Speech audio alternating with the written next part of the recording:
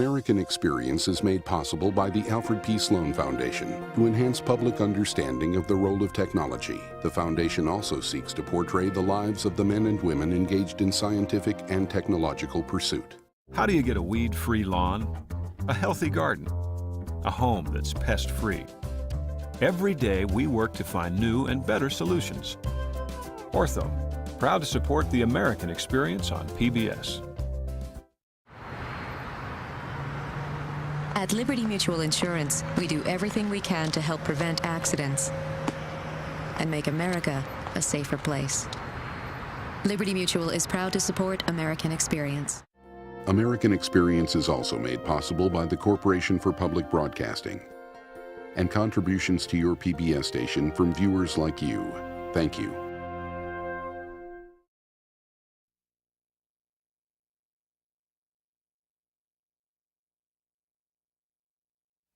The first issue is what the goal of the United States should be. I believe that that goal can be nothing less than victory. What is involved here is, in effect, to let the Red Chinese know in Vietnam, as we in effect let Khrushchev know in the confrontation in Cuba, that the United States will not stand by and allow any power, however great, take over another country by aggression. A retreat from the United States from Vietnam would be a communist victory, a victory of massive proportions, and would lead to World War III.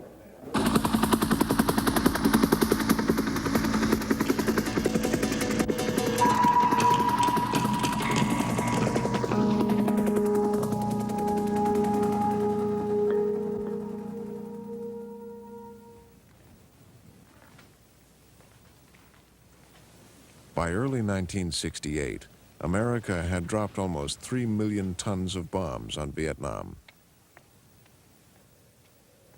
Twice the tonnage dropped on Germany and Japan in World War II. America was trying to stop North Vietnam from sending soldiers and supplies to the South, trying to force the communist leaders in Hanoi to give up their long-held goal of a unified Vietnam.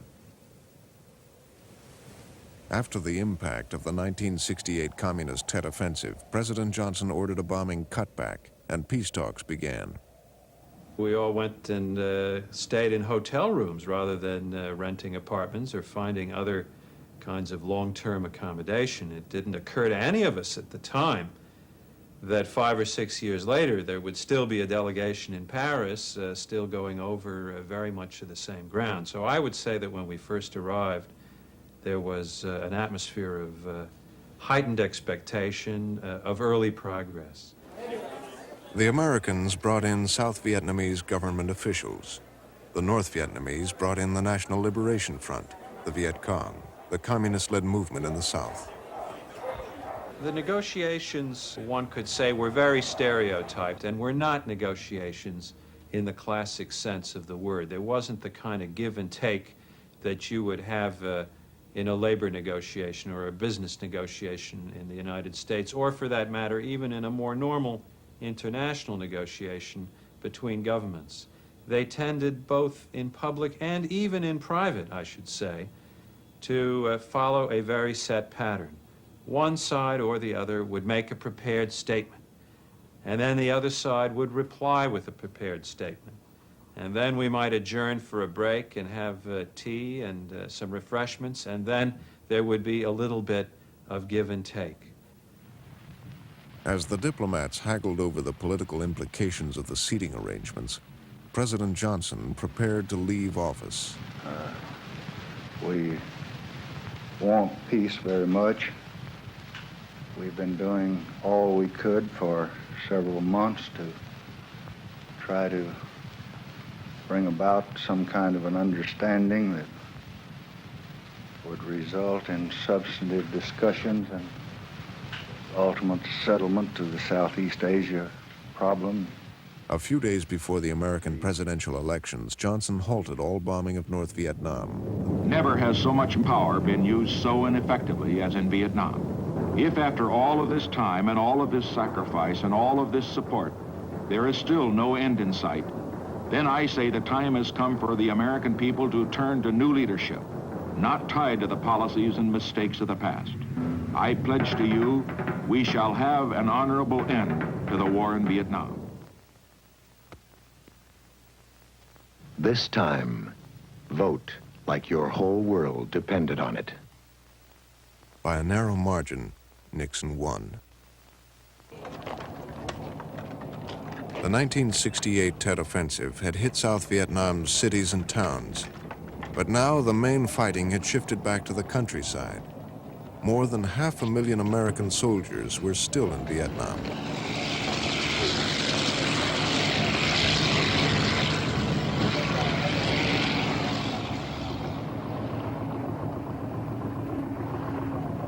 "4 years since American combat troops had landed in Vietnam, the densely populated Mekong Delta was still far from pacified.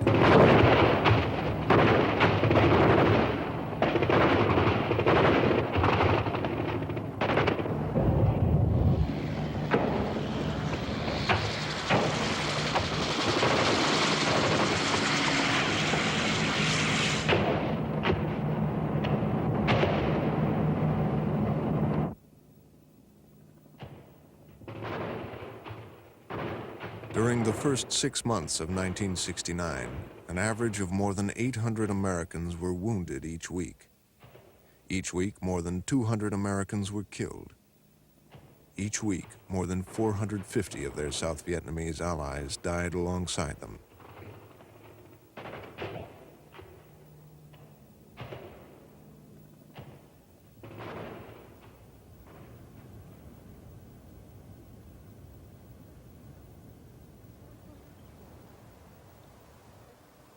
Each day, more than 500 North Vietnamese and Viet Cong were counted dead.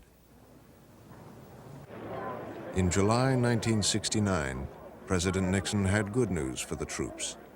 They could soon go home and leave the fighting to the South Vietnamese. He called the policy Vietnamization. The policy of Vietnamization was to turn over the responsibility for the ground combat and air combat to the South Vietnamese. It was a policy of giving them the equipment and the training so that they could follow out their responsibility to their country. You cannot guarantee the will and the desire of any country, but you can give them the tools to do the job. The Saigon administration faced a new political challenge. The Viet Cong proclaimed themselves the Provisional Revolutionary Government. America was still committed to troop withdrawals. We made up our mind from the beginning that we were going to try to disengage from Vietnam. And all of the debates afterwards were really about, with the moderate critics, were about rates of disengagement, not about the fact of disengagement. So it had to be a high priority. The pressures were on as far as the American people were concerned. The pressures were on as far as the Congress was concerned. And if we wouldn't have moved in the direction of Vietnamization, our whole military force structure would have been destroyed in the United States, and we would not have been able to meet the NATO commitments and the other commitments which were treaty commitments that had been made by the American government. The major preoccupation of Kissinger and Nixon was U.S.-Soviet relations. They believed that world peace depended on getting the Soviet Union into a relationship with the United States so that it ceased to do things which threatened American security interests. And it was in this context that they approached every issue, from the Middle East to China to Vietnam. Vietnam was important because the United States had made it important. Kissinger was always fond of saying that we inherited 500,000 troops in Vietnam. We didn't put them there.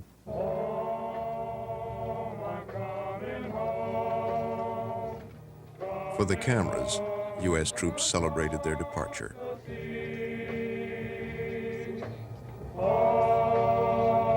I'm coming home. No more marching and fighting for me. I am a soldier, a coming home soldier. No purple heart do I wear on my chest.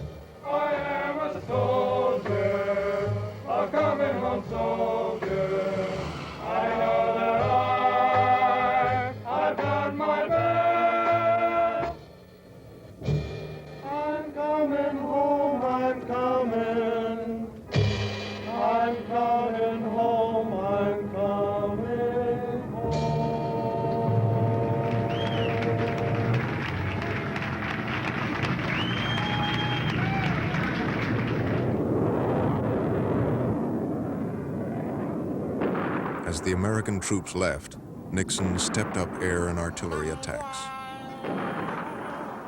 Hundreds of miles of tunnels were dug to shelter factories and homes.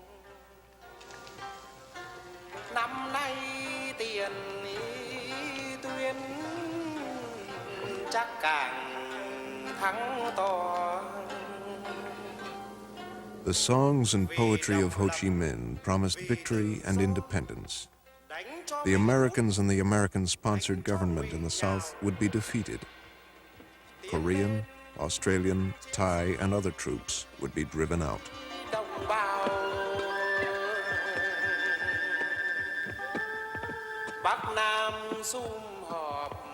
We will rebuild our land 10 times more beautiful, claimed Ho Chi Minh.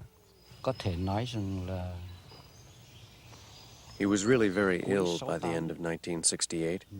It was very difficult for him to move about. And yet, Comrade Ho Chi Minh patiently continued his exercise and his walks.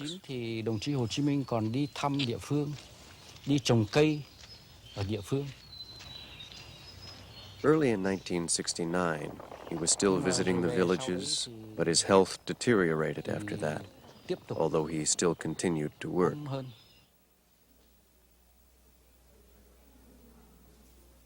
Ho Chi Minh died on September 3rd, 1969. He said that he was only going to visit Lenin and his other predecessors. And by the word predecessors, he could have meant that he was going to visit past Vietnamese leaders. Vietnam's Communist Party leader, Le Duan, delivered the eulogy. Không có lời nào diễn tả được đối với dân tộc Việt Nam cũng như đối với bản thân tôi. This was so painful to the nation and to me personally that I cannot find the words to describe it. Thì cái vấn đề không phải là đau thương. But to us, it was not just a painful event. We also faced the problem: how to continue his work, how to accomplish all the things he wanted us to achieve.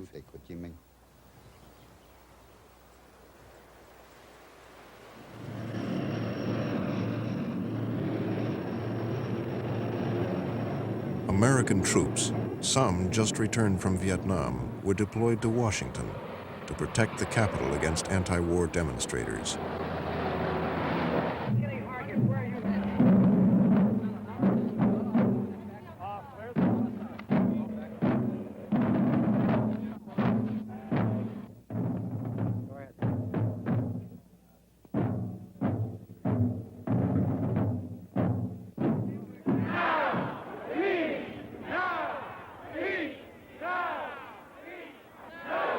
Nixon and his aides, claiming that anti-war critics were helping the communists, ordered illegal wiretaps and drew up a list of their domestic enemies.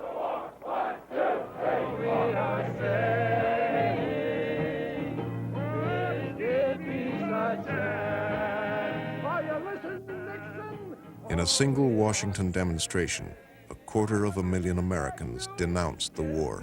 Are you listening in the Pentagon? What we are saying.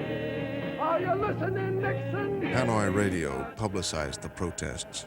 If 200 people marched on Washington, they made it 200,000. We learned how to deal with the numbers.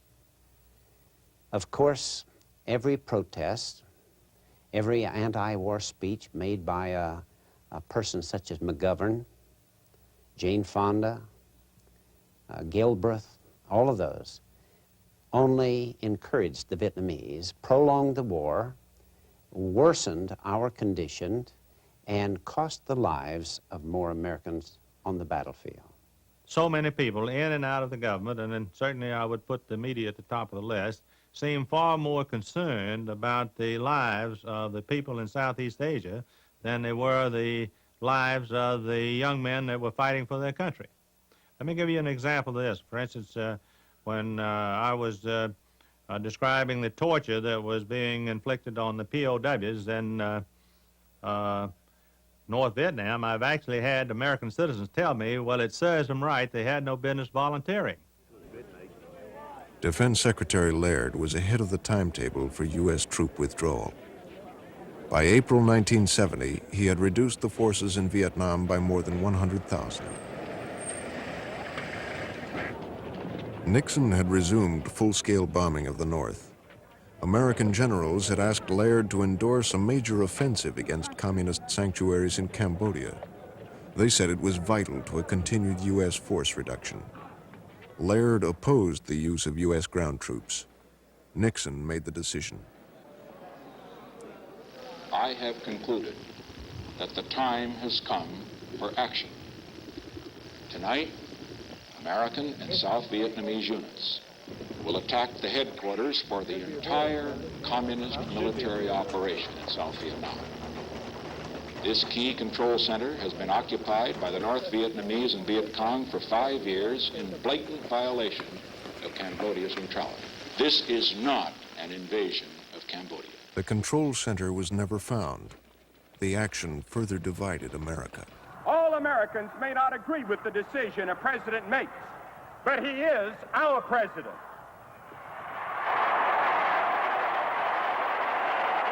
Evangelist Billy Graham, an old friend and supporter, who once told Nixon, "It is your destiny to be president." Mr. President, we welcome you and Mrs. Nixon. 3 weeks earlier, 4 students had been shot dead by National Guardsmen during demonstrations at Kent State University in Ohio. Campus protests reached a peak. Polls showed that a majority of Americans supported administration policy, but opponents continued their protests, harassing Nixon wherever they could.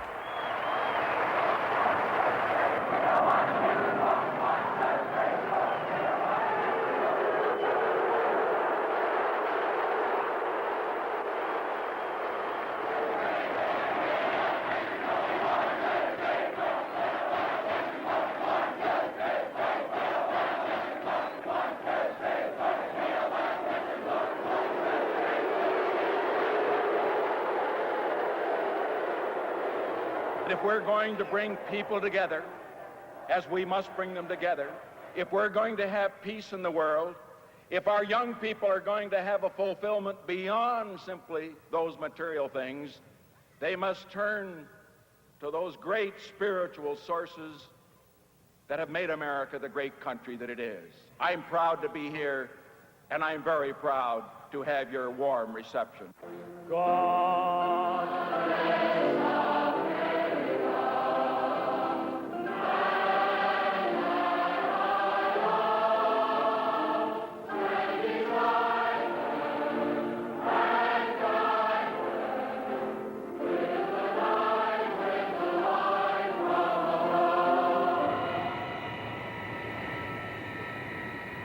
This is NBC News.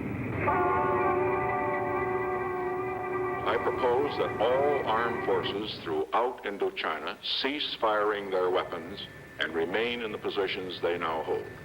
This would be a ceasefire in place. I do not minimize the difficulty of maintaining a ceasefire in a guerrilla war where there are no front lines. But an unconventional war may require an unconventional truce. Our side is ready to stand still and cease fire.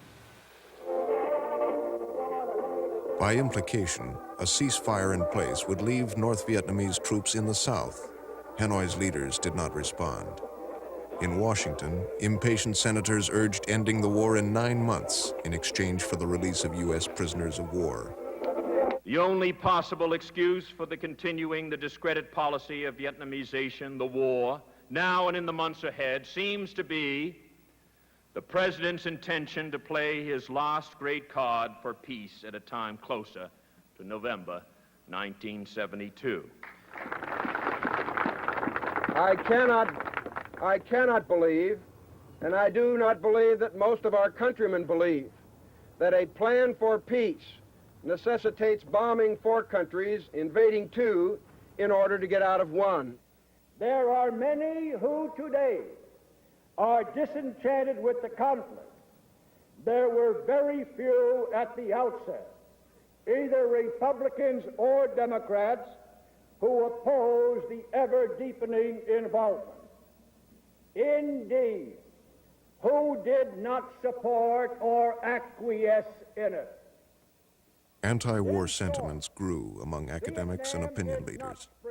The New York Times published the stolen Pentagon Papers, a secret history of official war decisions.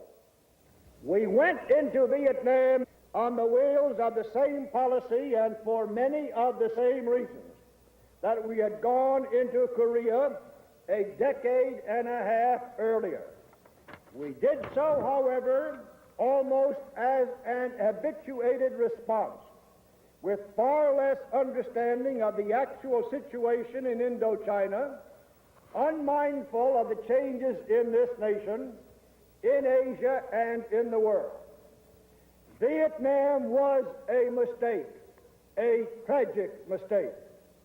To persist in it now is to add outrage to the sacrifices of those who have suffered and who have died in this conflict. To persist in it now is to do violence to the welfare of the nation. Nixon's envoys were a familiar sight on Saigon's boulevards. But behind the diplomatic rituals, Henry Kissinger concealed from South Vietnam that he had been secretly meeting with the communists since August 1969. Even top U.S. officials had been kept in the dark.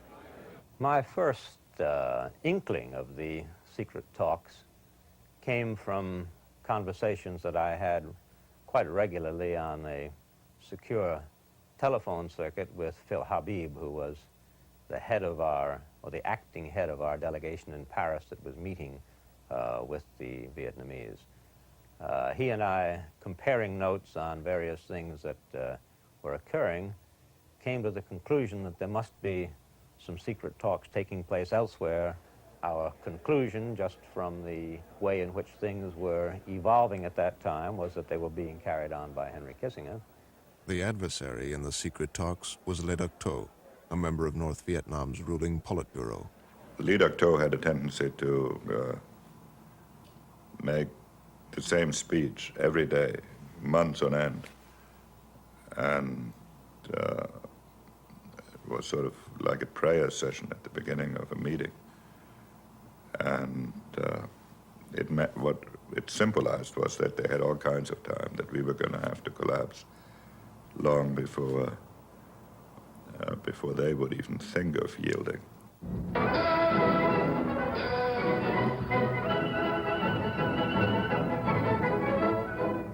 From Peking, a television spectacular, a diplomatic bombshell.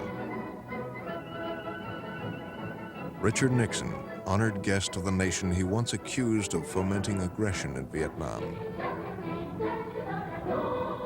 With Mao Zedong, the communist leader he once reviled.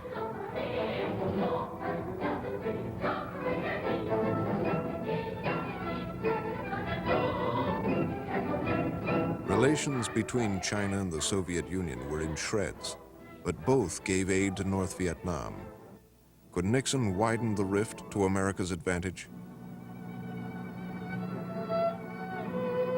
Before China's revolution, China and Vietnam had been traditional enemies. Could China be induced to abandon the North Vietnamese? Mr. Prime Minister, our two peoples tonight hold the future of the world in our hands. And as we think of that future, we are dedicated to the principle that we can build a new world. Nixon offered the Chinese trade, recognition, a counterweight to the Russians. China's isolation was coming to an end. We have been here a week. This was the week that changed the world.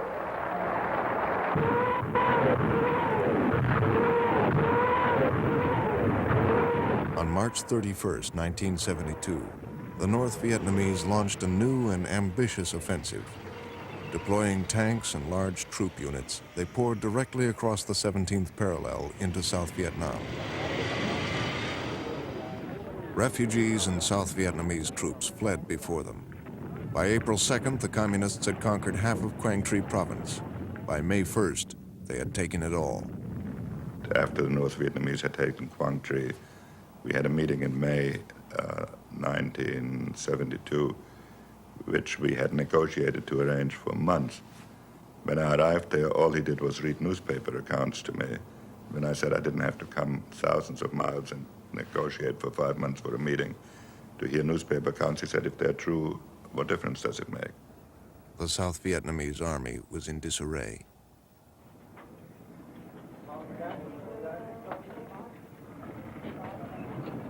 In Washington, President Nixon searched for a response that would not require American combat troops.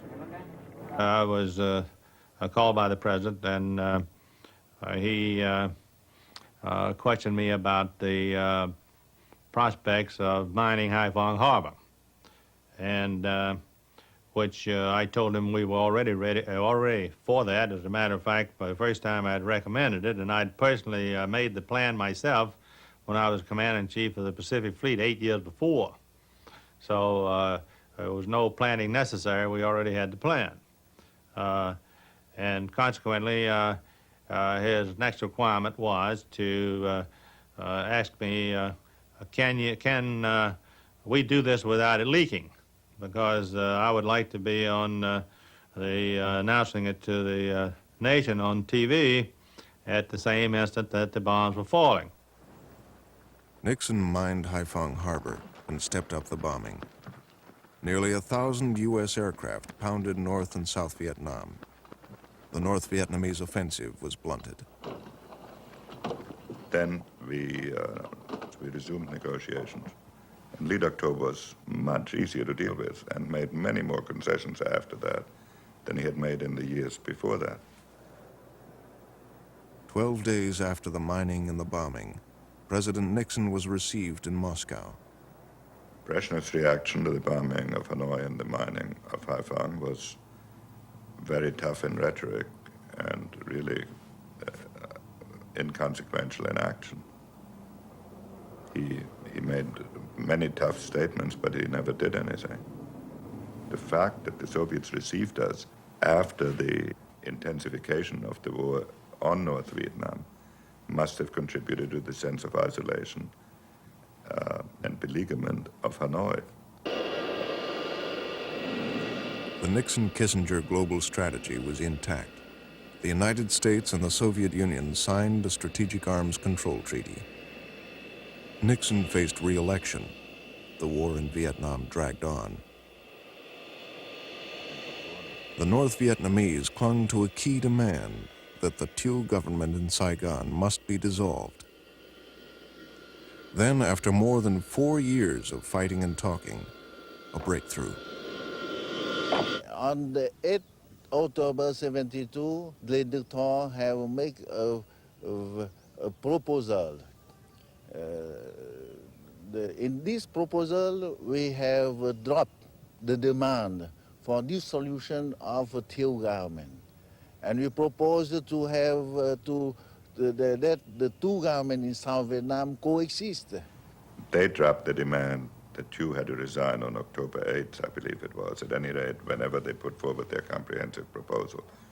And that, as far as we were concerned, was the breakthrough. I think that the principal element that we brought to it was that we were prepared to settle for a ceasefire in place and the return of our prisoners of war in exchange for the removal of our military forces. As you recall, Peace seemed near. Nixon turned against his critics. as you recall, I made the decision to mine the harbors, to bomb military targets in North Vietnam. That decision was the right decision. Those who predicted that it would lead to the dissolution of the summit, the leaders of the media, the great editors and publishers and television commentators and the rest, proved to be wrong. When that decision was made, there was precious little support from any of the so-called opinion leaders of this country that I have just described. But what was the most heartwarming thing to me was that those who had so much at stake, those who had suffered so much, the great majority of those whose husbands and loved ones are POWs or MIA, stood by that decision, and I thank you very much for that support. Nixon sent his diplomats to Saigon with the text of the secret agreement. So we say, fine, you know, thank you. Could we see the text? And we want to have time to study the text. Of course, they gave us the text in English. At that time, I thought, I say, if our opposition knew that right this moment we were discussing the fate of a country in the text in English, boy, you know, it would be so bad that we shouldn't even think about it. So I asked, I said, where's the Vietnamese text? Oh, we forgot. And I said, what do you mean you forgot? The other side, I know they don't present a text to you in English. You know, between Vietnamese, we know each other. You know, there's something called national pride. When you present your own language, you say, oh, this is a good translation. We have our own translators. I don't know what is the name of the guy he gave? I say, you mean to tell me an American is, understand Vietnamese better than a Vietnamese? We want to see the Vietnamese text. The atmosphere in Saigon when we brought to Saigon the draft of the treaty that we had negotiated with the North Vietnamese was very, very tense and very unpleasant. And this I ascribe to the fact that it came pretty much as a complete surprise to the South Vietnamese. They had been briefed in very general terms in the preceding weeks and months, but no one had ever been so explicit as to show them significant drafts of treaty language. We realized that this is a very bad document to start with. Number two, it did not change in any way the communist position. It was just worded differently. And number three, the fact that the Americans, presented to us and told us it was the best they could have obtained is very ominous, because it means that the Americans are out to push us to accept that. They raised the issue of North Vietnamese troop withdrawal and asked why that had not been dealt with in our document. The South Vietnamese government never did accept to have the North Vietnamese army stationed in South Vietnam, nor was it resigned to the fact that there's nothing that could be done about it. All of the proposals that we made to the North Vietnamese were seen and approved by Thieu. So that was not a new proposal by us in October 72.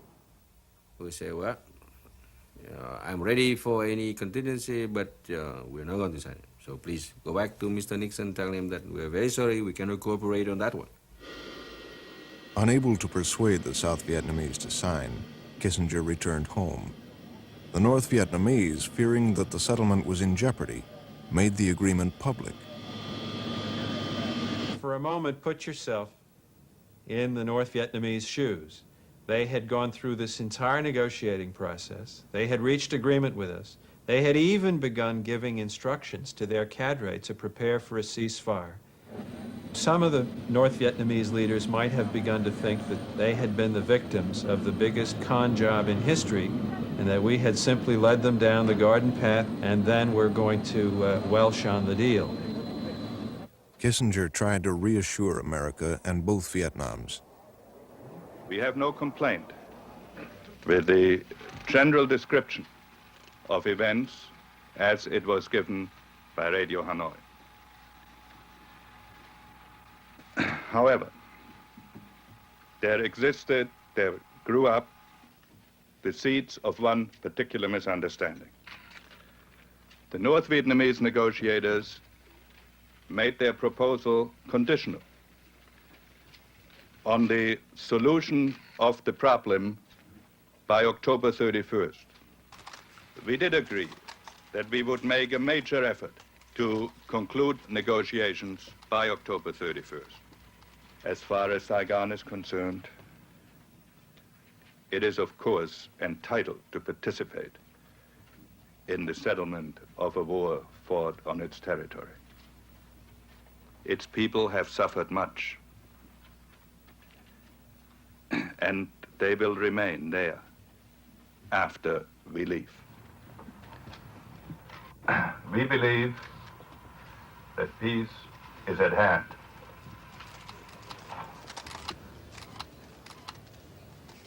I think the speech, peace at hand, is for the electors, for the voters in the United States.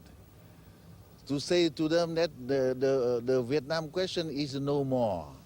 There is no more Vietnam question. So they can elect Nixon as a hero for peace.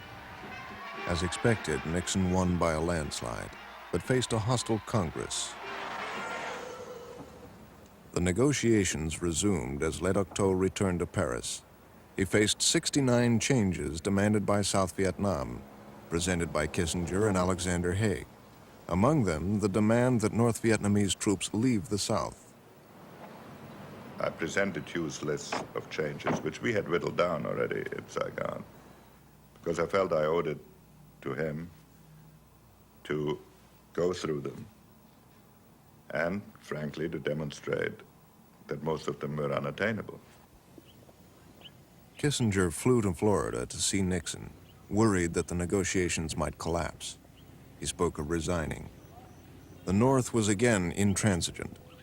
In South Vietnam, too, the agreement was still unacceptable. In order to reassure Saigon, we had launched a major resupply program called Operation Enhance Plus, where we provided several billion additional dollars of military equipment to the Saigon government. If in the Politburo in Hanoi it had been a close decision in the first place to enter into this agreement, perhaps after the developments of October and November, they were having real second thoughts.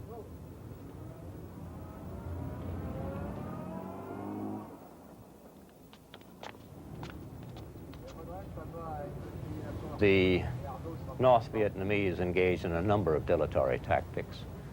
One of them was the question of tying the release of prisoners of war to a release of civilians in the South. But there were others, all of which generally reneged on arrangements that they had previously made and which were significant to the text and to the integrity of the document we had negotiated. In the South Vietnamese parliament, President Thieu denounced the agreement before U.S. Ambassador Bunker. Consequently, the essential basis is, first, that the North Vietnamese troops should withdraw totally to North Vietnam. Then the internal political solution of South Vietnam should be left for the South Vietnamese people alone to decide between themselves. We are not continuing a war in order to give total victory to our allies. We want to give them a reasonable opportunity to participate in a political struggle. But we also will not make a settlement, which is a disguised form of victory for the other side. After October, Kissinger refused to go back to Vietnam. So Haig came, and we were told countless times by him, by Ambassador Bunker, that we should modify our position, we should do this, we should do that. They had obtained some changes, to please us, but they couldn't get everything we wanted. We said, well, there are still some substantial issues that are not resolved, and we're not going to decide it. And when we were threatened a brutal reaction, we said, we know what brutal reaction means. We accept them. And at that time, it was a calculated move from our part. We say, all right, if we were the U.S. Side, they have two options. Either do something drastic in South Vietnam or bomb the North. In Paris, Kissinger's talks with North Vietnam seemed to be collapsing. We told them several times, we warned them that our president would resume bombing of the North.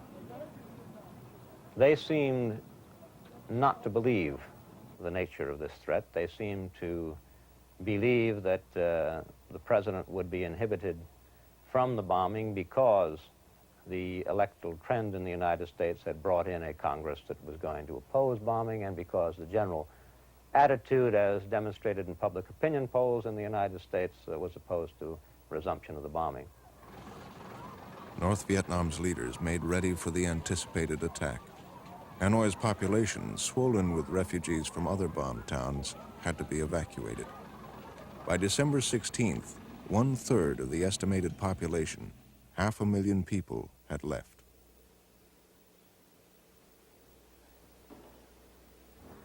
On December 18th, B-52 bombers were over Hanoi and Haiphong.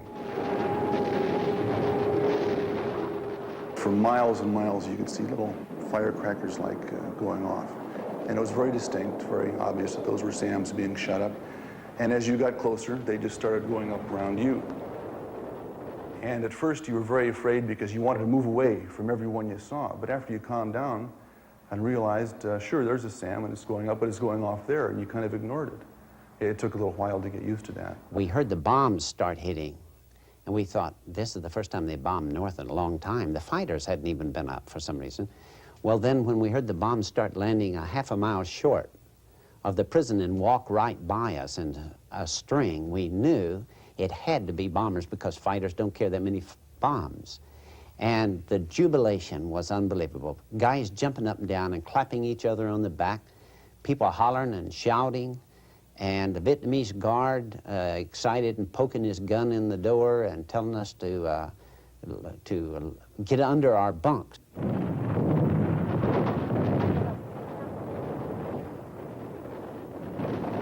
One of them looked in the door and said, "You know, they are trying to kill you." I said, "They're not trying to kill me. They're trying to kill you." The targets selected in the 1972 Christmas bombing consisted entirely of military targets.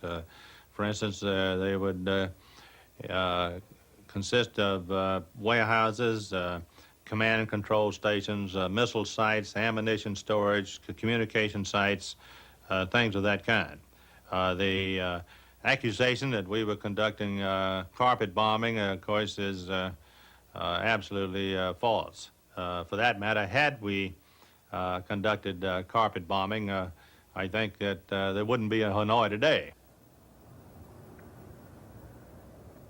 On December 22nd, American bombs hit Hanoi's Bac Mai Hospital for a second time. Their target may have been a small military airfield nearby. Trong đêm tối, tiếng người kêu cứu, tiếng khóc thảm thiết.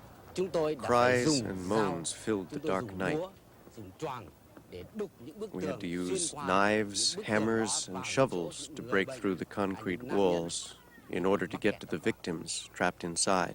Một người thầy thuốc chuyên mổ xẻ để cứu người. Lần này, As tôi a không phải mổ surgeon, xẻ để cứu người, I mà tôi operate on phải dùng people con to dao save their hàng ngày lives. mổ để cứu người đó.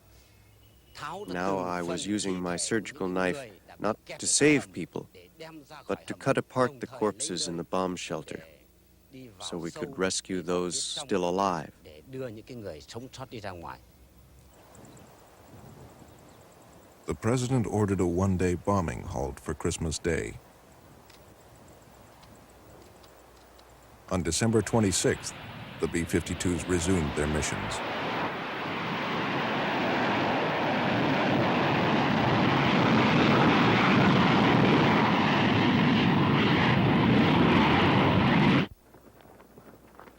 The massive new raids had personally been ordered by President Nixon. His main concern, he said, was not domestic and international criticism, but high B-52 losses. Some of the bombs hit a Hanoi residential district, Con Thiem. The North Vietnamese believed that the raids were a deliberate act of terror. The shelter collapsed on me. The next morning, I was taken to the hospital. Only later on did I learn that 5 members of my family had been killed. My mother, my sister and her husband, my older brother, my younger brother.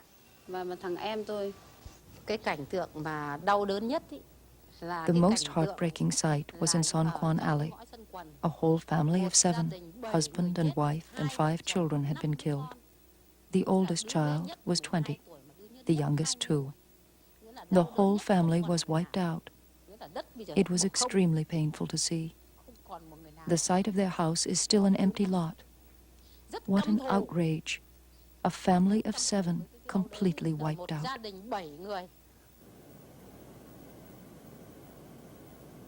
The 11-day Christmas bombings were compared to the atomic blast on Hiroshima in World War II. But the targets were more dispersed. The deaths were far fewer. In Hanoi, they totaled 1,318. Nixon was of the view that something shocking had to be done. That was not my view at the time, but I didn't disagree with it, and I went along with it. And I think Nixon turned out to be right. After the Christmas bombing, the first day that Le Duc and Kissinger had the meet in Paris, after shaking hands, Kissinger had told Le Duc that I am very sorry, I could not prevent the decision of President of bombing up to North Vietnam in Christmas Day.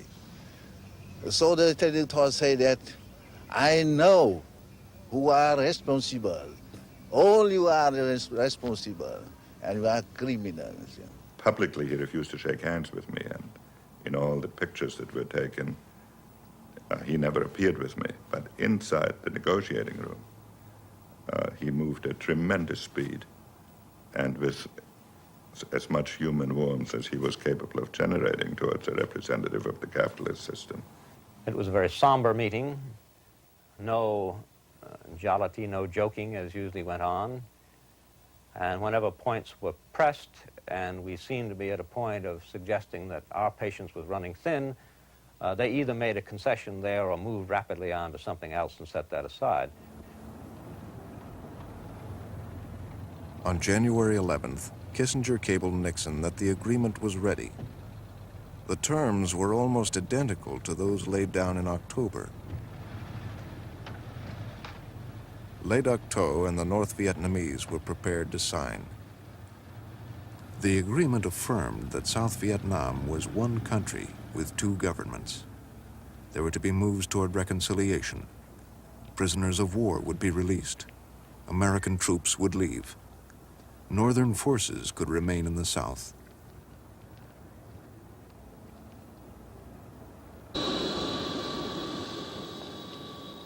President Nixon sent Alexander Haig and John Negroponte to Saigon with the news of America's decision.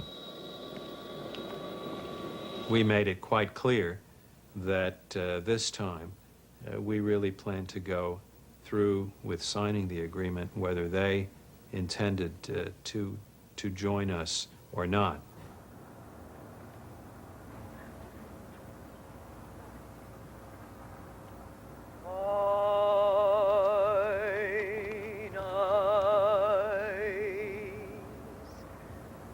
Have seen the glory.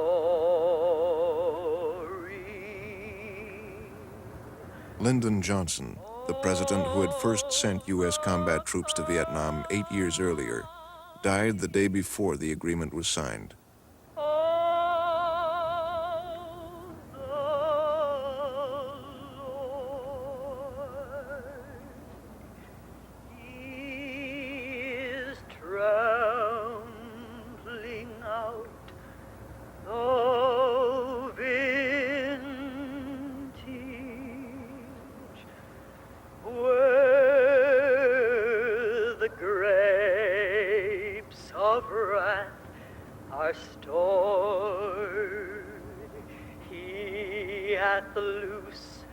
The faithful lightning of his terrible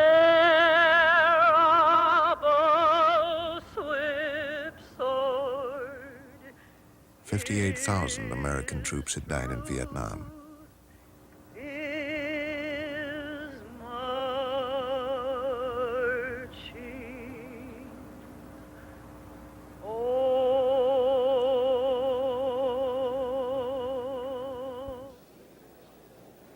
On January 27, 1973, all parties signed the peace agreement.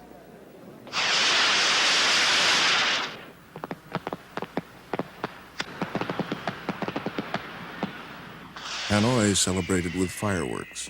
It was also Tet, the Vietnamese New Year. But to the North Vietnamese and Viet Cong, the struggle had not ended. Vietnam was still divided.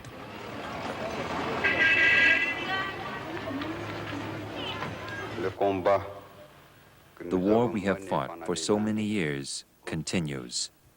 It is the same war for peace, and at the same time for independence, freedom, and the peaceful unification of our native land.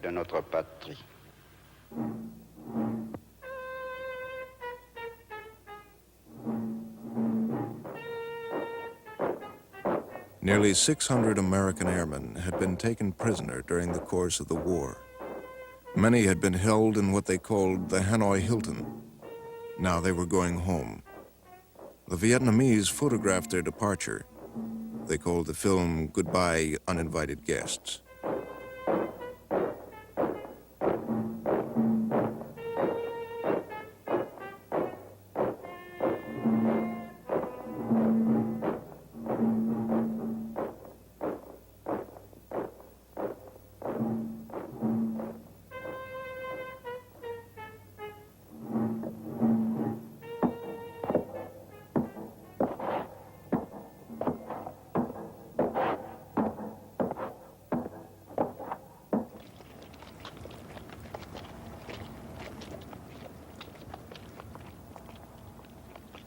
North Vietnamese prisoners were also being released.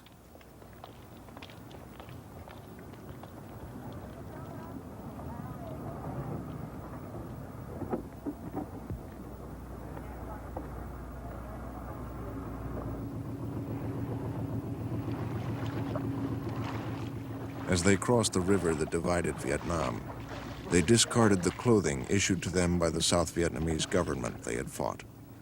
A government whose future was still in doubt.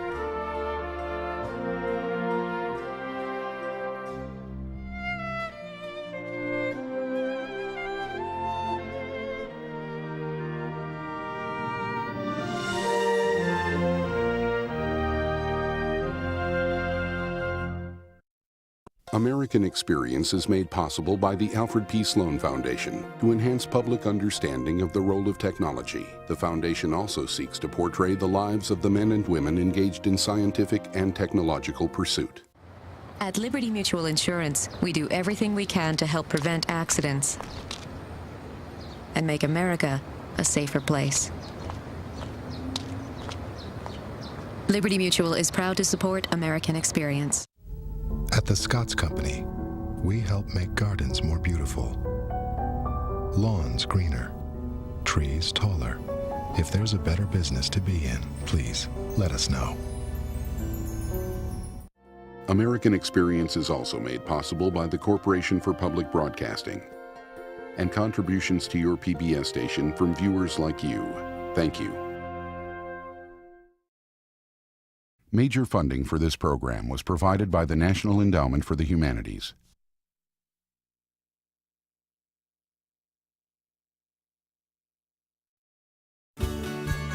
We are PBS.